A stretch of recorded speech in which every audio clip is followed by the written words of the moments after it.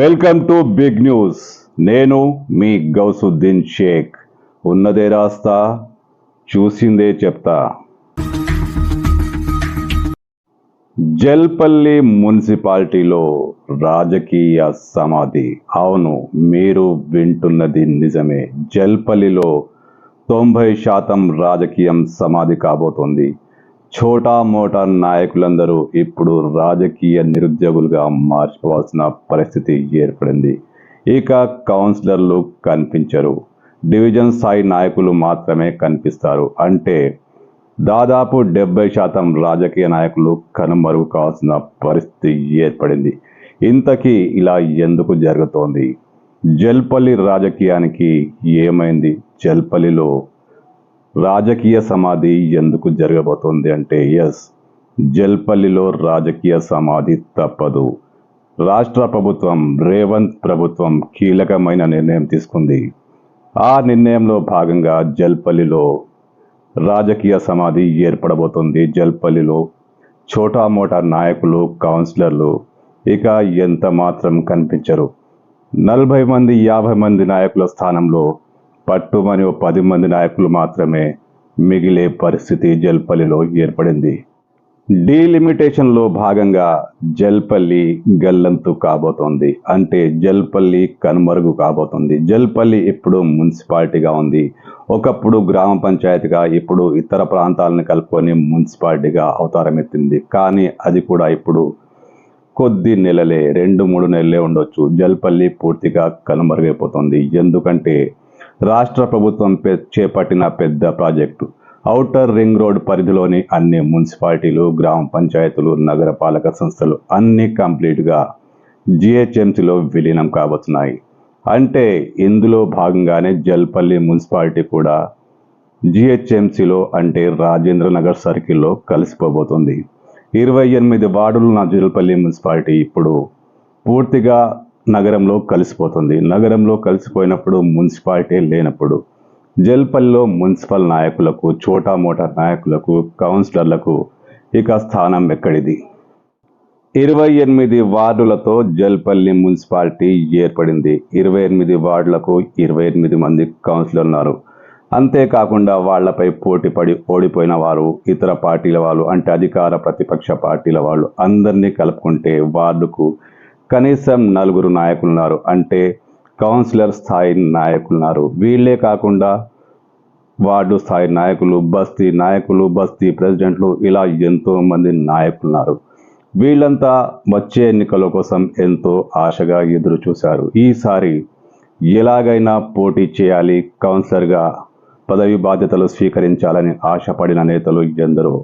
మరి జల్పల్లి మున్సిపాలిటీ నగరంలో కలిసిపోతే, నగరపాలక సంస్థలో కలిసిపోతే వీళ్ళ ఆశలు గల్లంతు కావా? ఖచ్చితంగా అయిపోయినట్టే. ఎందుకంటే 28 వార్డులున్న జల్పల్లి మున్సిపాలిటీలో మహా అయితే 3-4 కాదు, జనాభా కాస్త అటు ఇటు చేస్తే 5 డివిజన్లు ఏర్పడతాయి.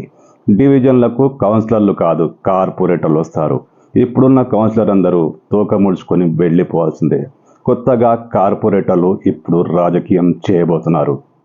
అంటే కౌన్సిలర్లు కావాలని ఆశపడిన, కలలు కలిగిన ఛోటా మోటా నాయకులకు ఇక ఇక్కట్లు తప్పవు. రాజకీయం వదులుకోవాల్సిన పరిస్థితి. ఎందుకంటే జల్పల్లి మున్సిపాలిటీ నిజంగానే సిటీలో కలిసిపోతే, నిజంగానే కలిసిపోతుంది.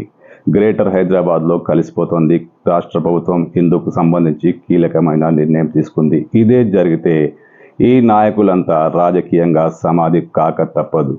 డివిజన్ స్థాయి నాయకులే పోటీ పడక తప్పదు. అంటే బాగా డబ్బుండి, ప్రజల్లో బాగా పేరుండి, ఈ 2 అంశాల్లో ఏదో ఒకటి ఖచ్చితంగా కావాలి. ప్రజాభిమానము, బాగా ధనము, ఈ 2 ఉంటేనే ఇప్పుడు డివిజన్ స్థాయి ఎన్నికల్లో పోటీ చేయాల్సి వస్తుంది. మరి ఛోటా మోటా నాయకులకు, కౌన్సిలర్గా అవతారం ఎత్తాలని ఆశించిన నాయకులకు ఇంత డబ్బెక్కడిది?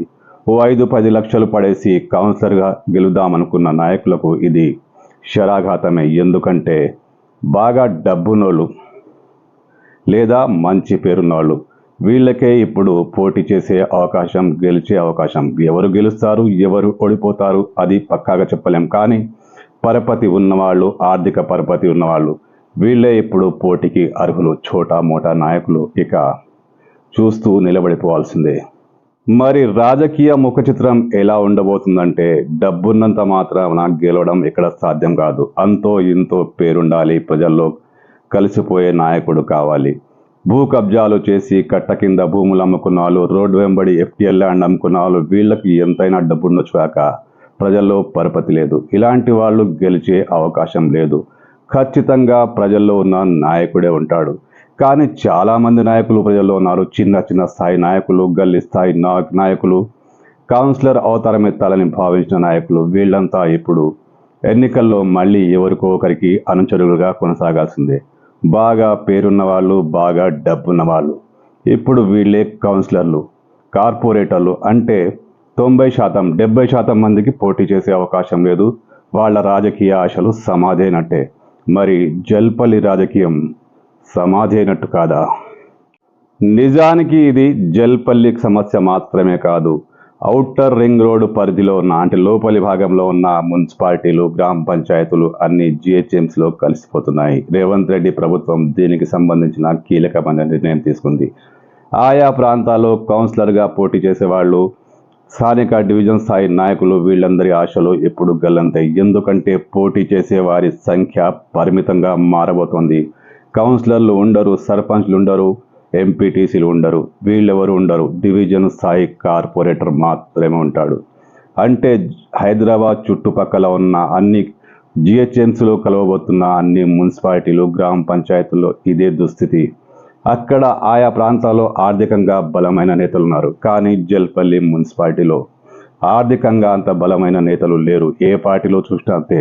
దోచుకున్న వాళ్ళు, కబ్జాలు చేసిన వాళ్ళు మినహాయిస్తే మిగిలిన వాళ్ళంతా ఆర్థికంగా అంతంతా మాత్రమే. మరి డివిజన్ స్థాయి ఎన్నికల్లో కార్పొరేటర్ కోసం పోటీ పడాలంటే డబ్బు కావాలి. ఇప్పుడున్న వాళ్ళలో కొందరు చేస్తారేమో, కానీ కౌన్సిలర్గా ఆశపడ్డ వాళ్ళు మాత్రం ఇక ఎన్నికలకు దూరం కావాల్సిందే. అంటే ఈసారి మున్సిపల్ ఎన్నికల్లో సత్తా చూపాలని, కౌన్సిలర్గా గెలవాలని కులాల వారీగా, మతాల వారీగా లెక్కలు వేసుకుంటున్న నేతలు ఇక మీరు రాజకీయం వదిలేయాల్సిందే. లేదా ఏదో పెద్ద నాయకుడి కింద అనుచరుడిగా మారిపోవాల్సిందే. ఎందుకంటే 28 వార్డులు జల్పల్లిలో ఉండవు. మహా అయితే 4, 3, 2. అసలు జనాభా ప్రకారంగా ఎన్ని చేస్తారో ఇంకా క్లారిటీ లేదు. డివిజన్ స్థాయి రాజకీయాలలో చిన్న స్థాయి నాయకులకు పెద్దగా పని ఉండదు. ఎందుకంటే దాన్ని తట్టుకునే శక్తివంతం వీళ్ళకు లేదు, శక్తియుక్తులు వీళ్ళకు ఉండవు.